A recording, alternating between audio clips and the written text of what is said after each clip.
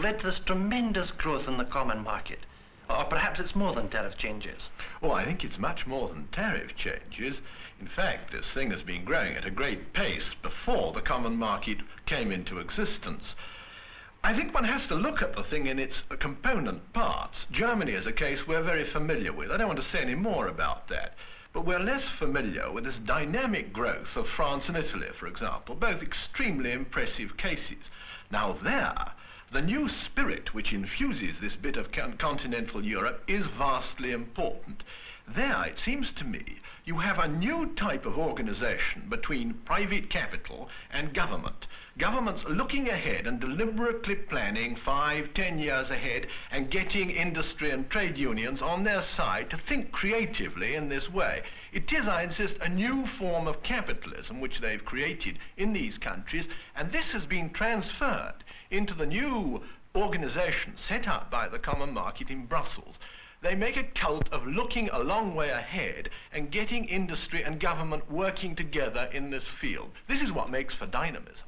So the common market isn't just a copy of America with all the advantages that an American united market seems to bring. It is something unique, something of its own. Oh, I think this analogy with America is most misleading. I know this is where we began. I know that this was what Monet thought when he first wished this on the Europeans. But there's much more involved in it. What you've got is a conscious and deliberate attempt to push countries, a group of countries, in a certain direction. There's much more governmental action, much more thinking, much more intellectual content at the center of this common market than there ever was in the creation of the United States. Well, is there a difference in atmosphere between the Free Trade Association and the common market? Well, I think in a way, and this is a paradox, the Free Trade Association of the Seven, led by Britain and having the Scandinavians, Austria and Switzerland in it, that this thing is very much more like the United States. It is a laissez-faire, free trade organization. Its only interest is to get things moving freely between one part of it and another. It doesn't have a conscious purpose. Now, it seems to me that what we're wanting here in this country now, the reason why we're dissatisfied, the reason why we're looking to the common market as a source of inspiration is because they know where they're going. And the Free Trade Association makes a cult of not knowing where it's going because it doesn't want to go anywhere. You said it would have the advantages of America. It has the advantages of America, and I really do think, I don't want to downgrade the Free Trade Association, we've got opportunities in these markets which Germany won't have, which France and Italy won't have. Our goods will go in there free of tariffs, and this should give us an advantage. But it isn't this dynamic force, this curious mélange of government, industry, and this intellectual content that I was talking about before, which is there in the center of the common market. Fair enough, but surely Britain has one advantage that the common market countries don't have. It has this Commonwealth behind it, and if my memory serves me well, about 40% of our trade goes to the Commonwealth. Surely this is a tremendous base on which Britain starts exporting. It is, and it's a tremendous barrier to change. To export 2/5 of your total sales abroad to one area is a really important part of British policy, and I don't suggest it's an easy choice that Britain has to make. All I say is that we ought to observe realistically what's happening to our markets in the Commonwealth. First of all, they are not growing at the pace, anything like the pace, that these markets in industrial countries, above all in Western Europe, are growing. This is in the nature of the case. The Commonwealth puts up tariff barriers as it grows. The second thing is, we do have too high a proportion of the Commonwealth market as it is.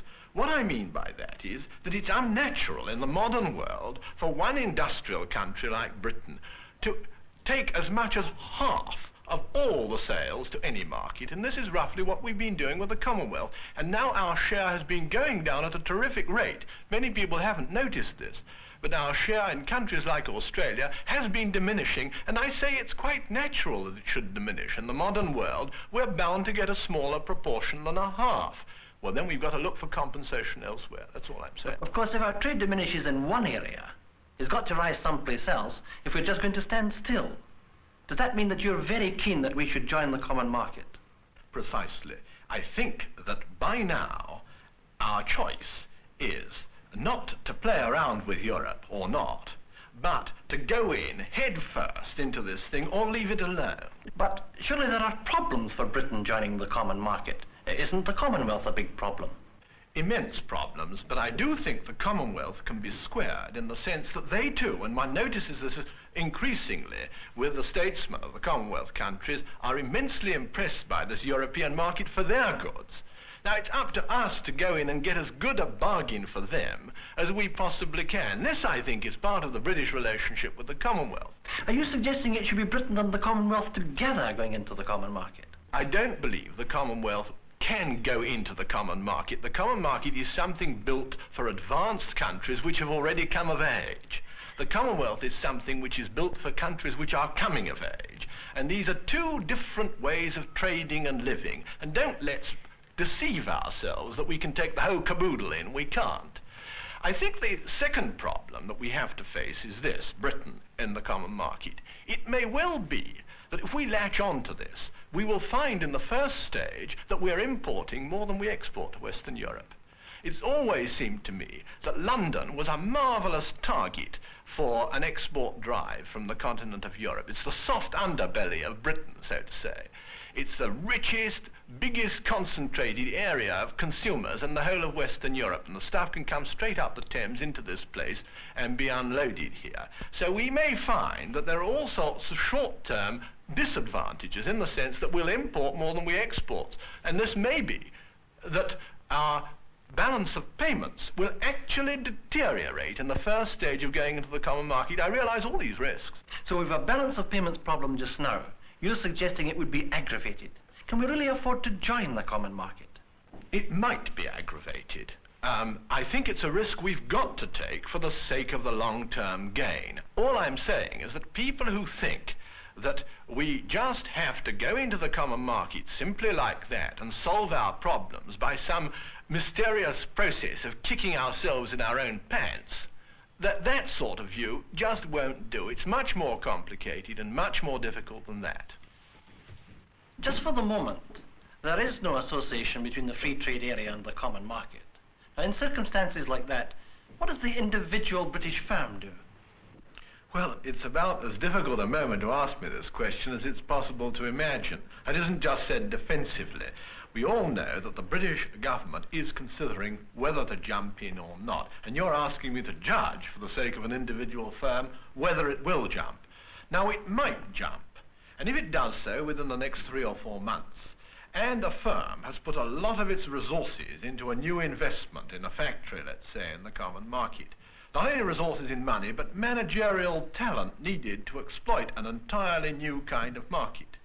Then, at the end of 3 months, we're in, let's say, or it's clear that we're going to be in a year from now, then it will look pretty silly. So my answer to that is do nothing for the moment.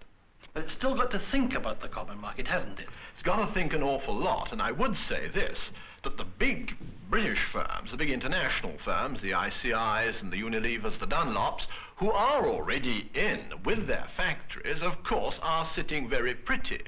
But if we do have a common market, if Britain is inside that thing, then the not-so-big firm is going to have advantages which Unilever only has today.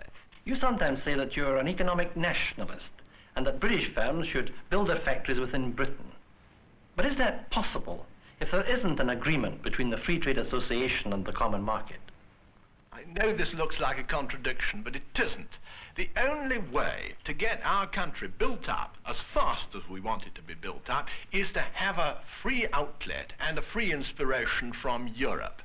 And if we don't get into this thing, my frank belief is that we will tend to become an industrial slum.